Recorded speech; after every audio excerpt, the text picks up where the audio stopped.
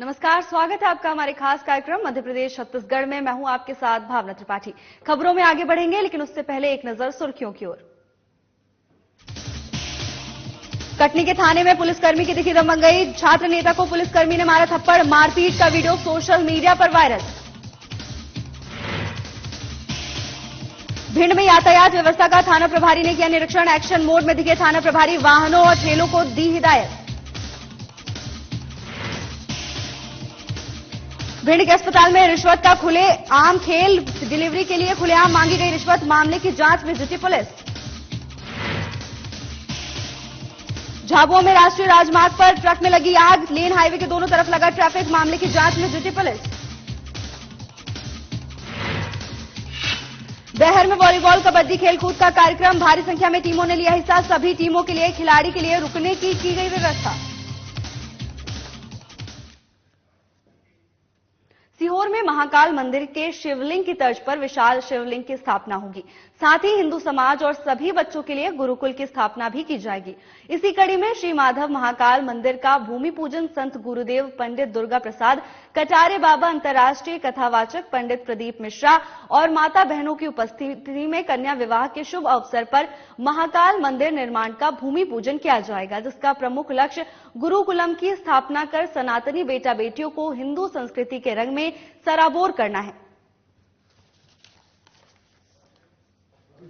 जैसा आपने कहा कि श्री राम गौशाला क्षेत्र, ये सभी क्षेत्र राम का है, सारी भूमि राम की है। उसी कड़ी में आरोग्य आश्रम में हमारी श्री राम गौशाला चलती है, जो बेसहारा गायों की सेवा करती है बंधुओं।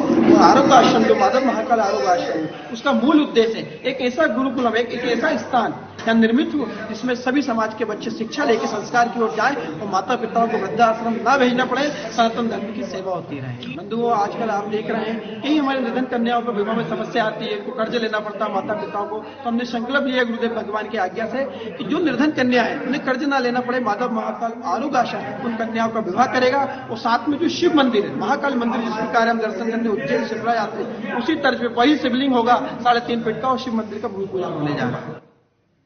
कटनी के खिरहनी चौकी में पुलिस की दबंगई देखने को मिली।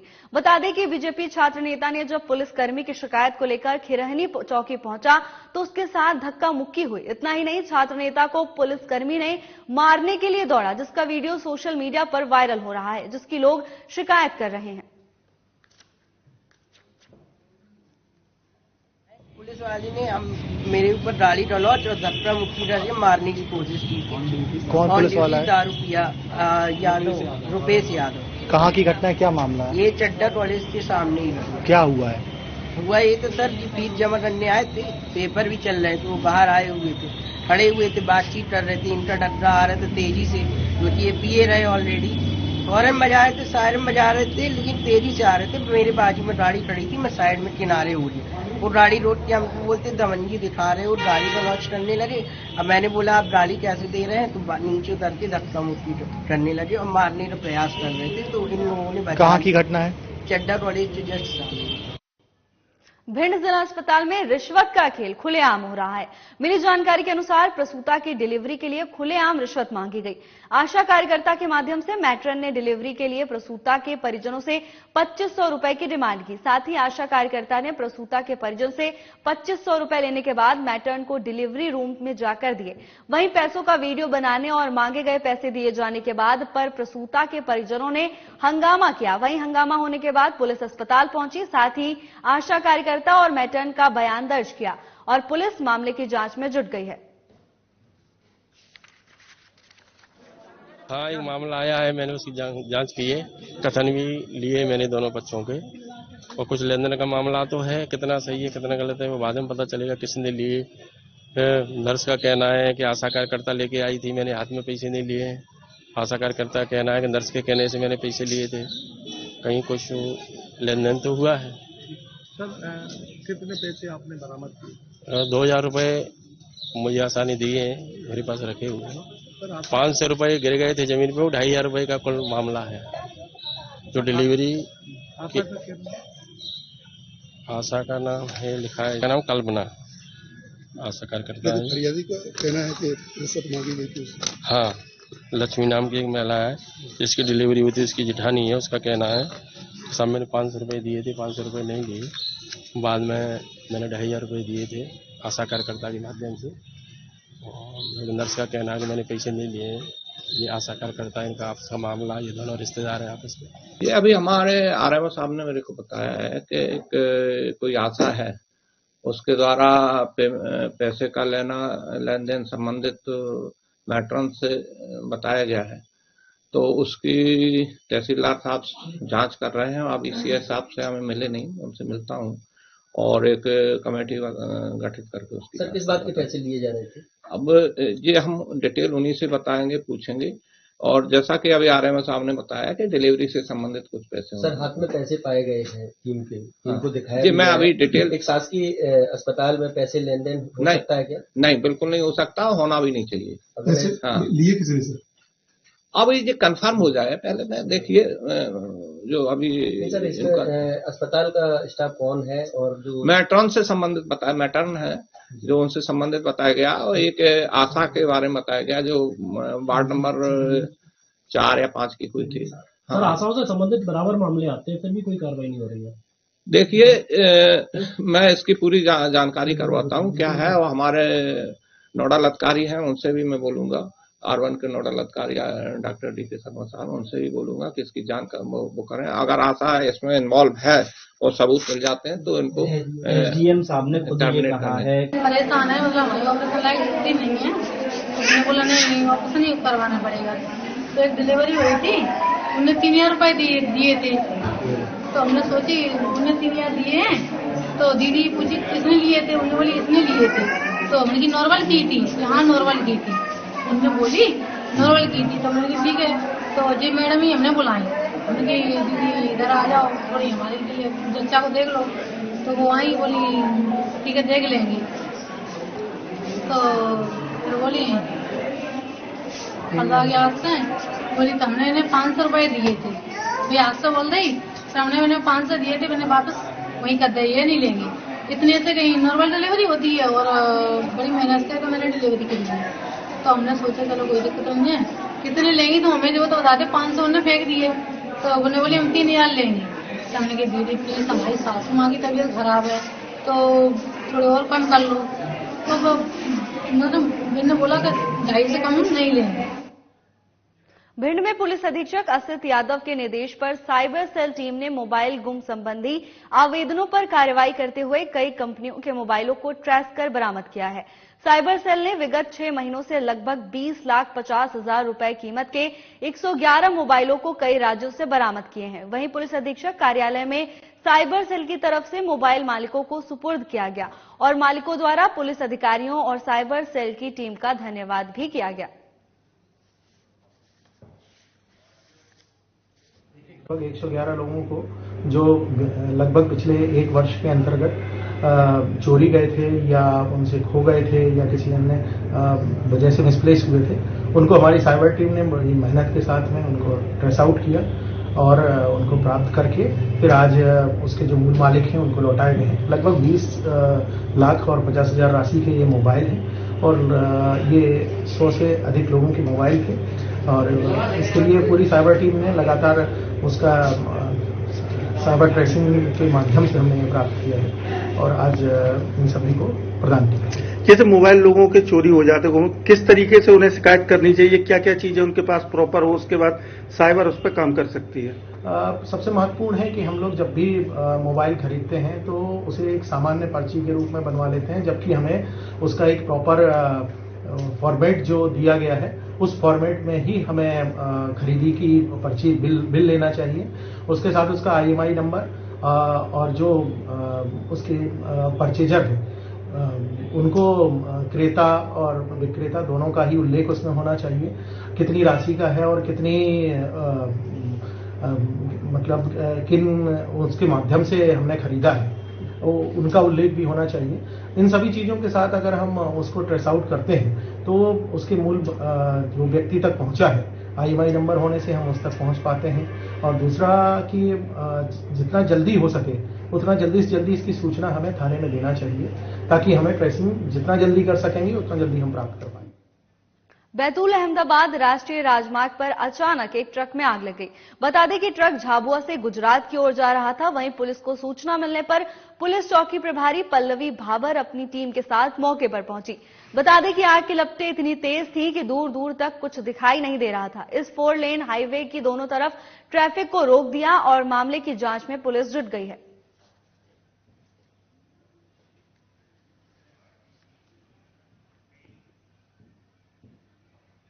खबर दुर्ग से है, जहां संभाग आयुक्त ने महात्मा गांधी शासकीय पूर्व माध्यमिक शाला के प्रधान पाठक समेत 6 शिक्षक को एक साथ सस्पेंड किया है।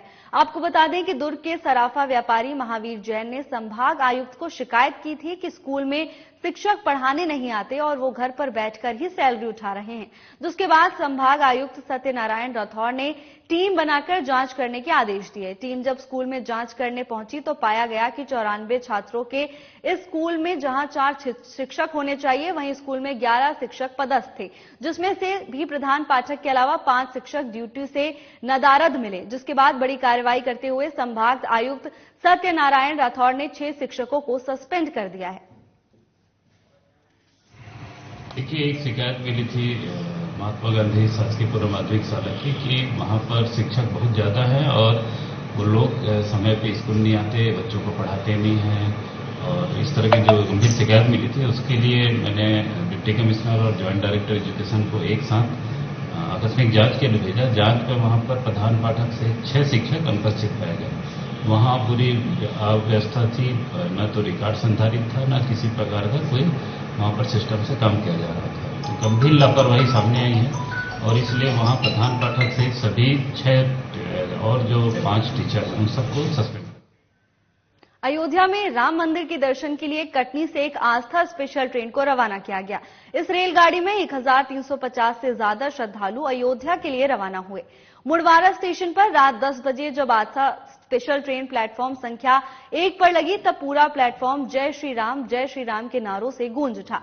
इस दौरान बच्चे हों, बुजुर्ग या महिलाएं या पुरुष, सभी में जोश और उत्साह झलक रहा था। इस ट्रेन में अयोध्या दर्शन के लिए कटनी जिले की 4 विधानसभाओं कटनी, मुड़वारा, विजयरा, भागवड़गढ़, मोहरी बंद और बड़वारा से आए श्रद्धालु नाचते गाते और भजन कीर्तन करते हुए रवाना हुए। स्टेशन पर आयोजित कार्यक्रम में आस्था स्पेशल ट्रेन को भगवा झंडी दिखाकर रवाना करते हुए मुख्य अतिथि के रूप में विदिशा से आकर शामिल हुए राजेश तिवारी ने कहा कि हिंदू समाज ने रामलला के लिए 500 सालों तक संघर्ष किया और पूर्वजों के बलिदान त्याग का फल आज समर्पण हिंदू समाज को प्राप्त हो रहा है। हिंदू जनमानस में स्नेह का उत्साह रामलला के दर्शन के लिए हर मन में बना हुआ है। इस अवसर पर बीजेपी के जिला महामंत्री सुनील उपाध्याय ने कहा कि राम मंदिर के लिए किए गए संघर्ष का प्रतिफल अब हमें प्रधानमंत्री के नेतृत्व वाली सरकार में मिला है।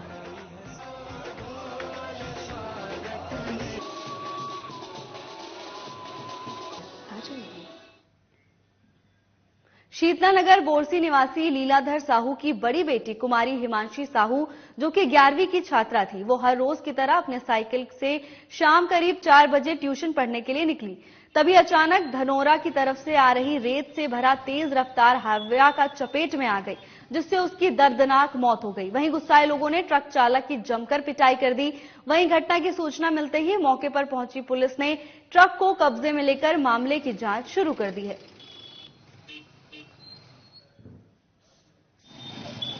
घटना लगभग 4:10 के आसपास की है। धनौरा की ओर से एक हाईवा रेती से लोड था पूरा और ड्राइवर शराब के नशे में था। बच्ची जो है वो ट्यूशन जाने के लिए निकली थी बिमलेश्वरी कॉलोनी नंदनारायण मंदिर के पास, और बच्ची जैसे चौक में पहुंची, ड्राइवर ने अचानक ही गाड़ी मोड़ दिया, जिसके कारण वो बच्ची हाईवा के चपेट में आ गई और स्पॉट उसका डेथ हो गया। बच्ची मेरे घर की है। मैं चाहता हूं कि प्रशासन को कई बार अपन लिखें कि वहां पर ब्रेकर बनाया जाए, लेकिन सुप्रीम कोर्ट का हवाला देते हुए उन्होंने बार बार इग्नोर कर देते हैं। और वहां पर वो चौक है, वो चौरास्ता है, एक तरफ महाराणा प्रताप नगर जाने का, एक हनोदा जाने का, एक धनौरा जाने का और एक बोरसी भाटा जाने का चौरास्ता है। उस पर ब्रेकर बनाने की बहुत आवश्यकता है, क्योंकि कोई भी गाड़ी वाला आता है एकदम लापरवाही पूर्वक गाड़ी चलाते हैं, जिसके कारण ये दुर्घटना हुआ। भिंड जिले के उमरी कस्बे में यातायात व्यवस्था सुगम बनाने के लिए उमरी थाना प्रभारी रविंद्र शर्मा ने दलबल के साथ मार्च निकालते हुए कस्बे का भ्रमण किया। दरअसल शनिवार के दिन श्रद्धालुओं से भरे सैकड़ों वाहन उमरी होते हुए कालका मंदिर पर जाते हैं। सुचारू व्यवस्था बनाए रखने के लिए उमरी थाना प्रभारी रविंद्र शर्मा ने सड़क पर खड़े वाहनों और ठेले वालों को सड़क से नीचे वाहन लगाने की हिदायत दी और दुकानदारों को भी सड़क के किनारे रखा सामान हटाने की सख्त हिदायत दी है और कहा कि ये रूटीन प्रक्रिया है जो आगे भी चलती रहेगी और यदि किसी ने भी अपने वाहन या ठेला सड़क पर लगाया तो उनके खिलाफ कार्रवाई की जाएगी। इसके अलावा भारी वाहन चालकों को भी कस्बे में धीमी गति से वाहन चलाने की हिदायत दी गई।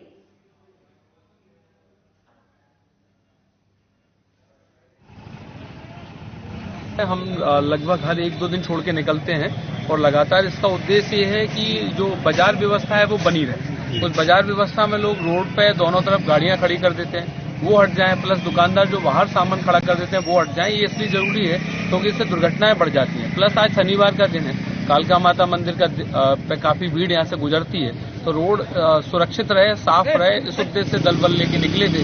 व्यापारियों से बात करके लोगों को समझाइश देके रोड को साफ कराया और हिदायत दी है कि आगे भी रोड पे सामान ना रखें। क्या अभी कोई चालानी वगैरह जैसी कार्रवाई? नहीं, चालानी कार्रवाई नहीं, अभी तो केवल समझाइश दी है इनको। अगर नहीं मानेंगे, वैसे व्यापारी ठीक है मान जाते हैं समझाइश देने पे, अगर नहीं मानते तो चालानी कार्रवाई करेंगे। गांव पंचायत पांडुतला के गांव चारटोला के हलौन नदी से अवैध रूप से रेत का अवैध उत्खनन किया जा रहा है। चारटोला के हलौन नदी में दिन दहाड़े ट्रैक्टर से नदी को खोदकर अवैध रूप से रेत निकाला जा रहा है। गांव पंचायत पांडुतला के ग्रामवासी खनिज विभाग से गुहार लगा रहे हैं कि अतिशीघ्र हालौन नदी से निकल रही अवैध रेत पर अंकुश लगाया जाए। वहीं हालौन नदी से अवैध रूप से रेत निकालने के कारण हालौन नदी को खोदकर गड्ढे में तब्दील कर दिया गया है। सुबह से शाम रात तक हालौन नदी में अवैध रूप से रेत निकालने वाले ट्रैक्टरों का जमावड़ा लगा रहता है। वहीं जिम्मेदार विभाग खामोश है। पांडुतला गांव के लोगों की ओर से इसका विरोध करने के बावजूद भी अवैध रूप से रेत निकालने वाले बाज नहीं आ रहे हैं।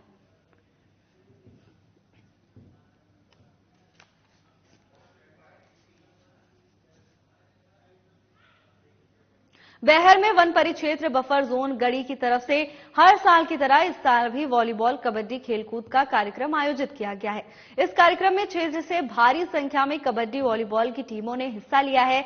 वहीं इस कार्यक्रम को देखने के लिए क्षेत्र से भारी संख्या में जनता का जनसैलाब देखा गया है। बता दें कि वन परिक्षेत्र बफर जोन गढ़ी की तरफ से आए हुए सभी टीमों के खिलाड़ी के लिए रुकने और नाश्ते भोजन की उत्तम व्यवस्था की गई है।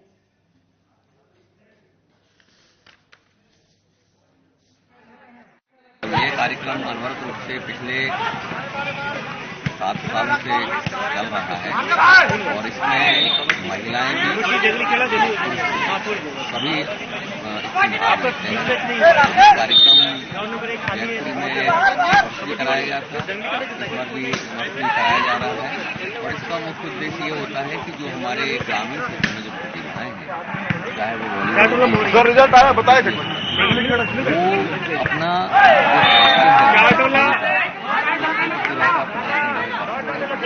इसी उद्देश्य को लेकर के कराया गया है। और मुख्य उद्देश्य ये है कि जो हमारे युवा जो कल की देश का भविष्य है और उनका ये होना चाहिए कि हमारा पर्यावरण संरक्षण में सरकार से योगदान है और वन्य प्राणी की सुरक्षा के लिए सरकार से जो है जागृति उत्पन्न कर सकते हैं।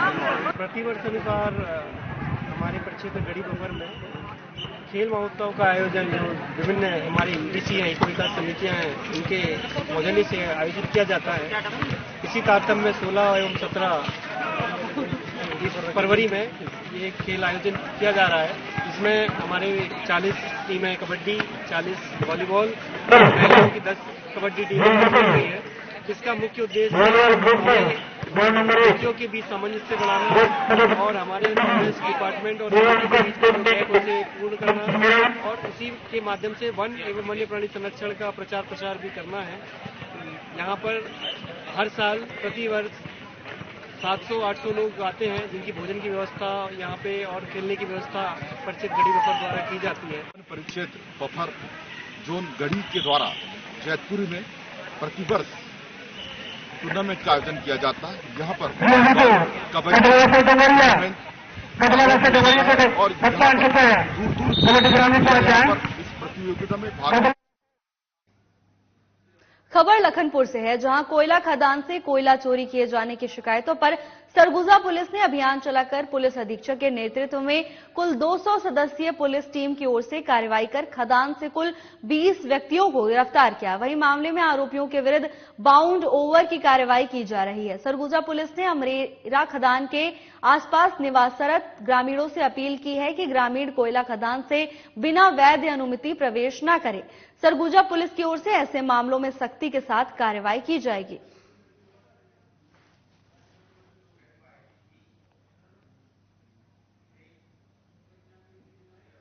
सरगुजा जिले के लखनपुर के अमेरा कोयला खदान से लगातार कोयला चोरी के मामले बढ़ते जा रहे हैं। वहीं शिकायतों पर सरगुजा पुलिस, खनिज और राजस्व विभाग की संयुक्त टीम की ओर से देर शाम अभियान चलाकर लखनपुर क्षेत्र अंतर्गत स्थित ईंट भट्टों में कार्रवाई की गई। वहीं कार्रवाई के दौरान ईंट भट्टे में भंडारित कोयले के संबंध में संचालकों से पूछताछ की गई। संयुक्त टीम की ओर से मामले में कार्रवाई करते हुए झूनाडीह, सिरकोतंगा, गुमगरा कला, बिनकरा, गणेशपुर स्थित कुल 6 ईंट भट्टा में दबिश दी गई।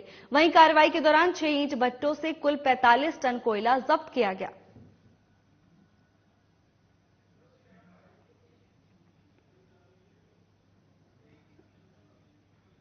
उज्जैन में अगले माह इन्वेस्टर समिट और विक्रमो उत्सव के अलावा विक्रम व्यापार मेले का आयोजन किया जा रहा है, जिसमें देश की कई बड़ी प्रतिष्ठित कंपनियां और प्रसिद्ध कलाकार शामिल होंगे। वहीं कलेक्टर नीरज कुमार सिंह ने उज्जैन में होने वाले तीनों आयोजनों को लेकर की जा रही तैयारियों की जानकारी देते हुए मीडिया को बताया कि मुख्यमंत्री की मंशा अनुसार शहर में पहली बार इन्वेस्टर समिट का आयोजन 1 और 2 मार्च को होगा, जिसमें देश की कई प्रतिष्ठित कंपनियां शामिल होंगी।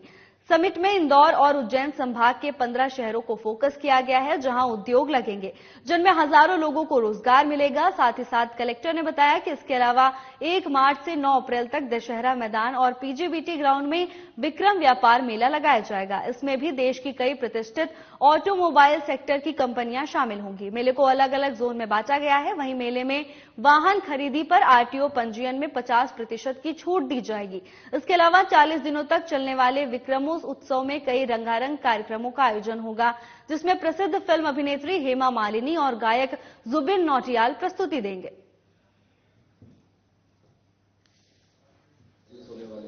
तीन इवेंट्स मुख्य रूप से आयोजित होने हैं। 1 तारीख 1 मार्च से लेकर के 9 अप्रैल के बीच में, जिसमें कि इन्वेस्टर समिट 2 दिवसीय इवेंट होगा। बाकी 40 दिवसीय इवेंट विक्रम उत्सव और विक्रम व्यापार मेला रहेंगे।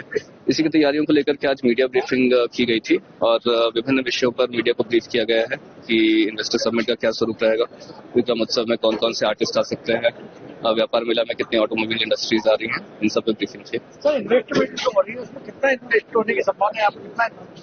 देखिए, अभी इस चीज पे हम लोग वर्कआउट कर रहे हैं, स्पेशली इंडस्ट्रीज डिपार्टमेंट वर्कआउट कर रहा है और कोशिश ये है कि हम लोग एमओयूज पे ना जाएं, बल्कि जो इंडस्ट्रीज को लैंड अलॉटमेंट किया जा सकता है, जिनको इंसेंटिव दिया जा सकता है, जिनका शुभारंभ किया जा सकता है, वो इस इन्वेस्टर मीट के दौरान किया जाए। कितने लोगों को रोजगार? देखिए, करीब 800 पार्टिसिपेंट्स इसमें रहेंगे। 800 पार्टिसिपेंट्स रहेंगे तो हमें उम्मीद है कि 100 के करीब इंडस्ट्रीज तो इसमें आएंगी ही। बालाघाट शहर के कमला नेहरू कैंपस में कृषि विभाग और बालाघाट कलेक्टर के अनुमोदन से अन्न मेला और प्रदर्शनी 2024 का आयोजन किया गया, जिसमें भारी संख्या में लोगों ने अपनी उपस्थिति दर्ज कराई। बता दें कि इस मेले को आयोजित करने का एकमात्र उद्देश्य जनमानस को कोदो, कुटकी, ज्वार, बाजरा, मक्का इत्यादि जैसी फसलों के बारे में जानकारी देते हुए उन्हें इनकी खेती के लिए प्रेरित करना है।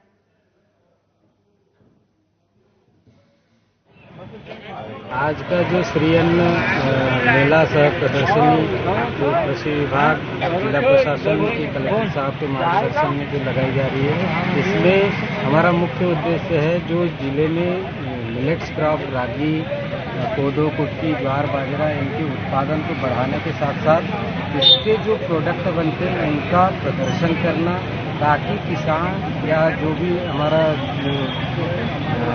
इसको एक जो भोजन कहना चाहिए थाली में किसान के खेत से वो थाली में कैसे पहुंचे, इसके ऊपर ये प्रदर्शनी लगाई गई है, जिसमें विभिन्न प्रकार के व्यंजन जो कोदो कुटकी ज्वार बाजरा से बनेंगे उसका भी स्वाद हम कोशिश कर रहे हैं कि उसको लोगों को चखाया जाए, ताकि उसके जो स्वादिष्टपन जो है उसका वो लोग इसको अनुभव करें। फिलहाल के लिए बस इतना ही। जल्द हाजिर होंगे नई अपडेट्स के साथ। नमस्कार।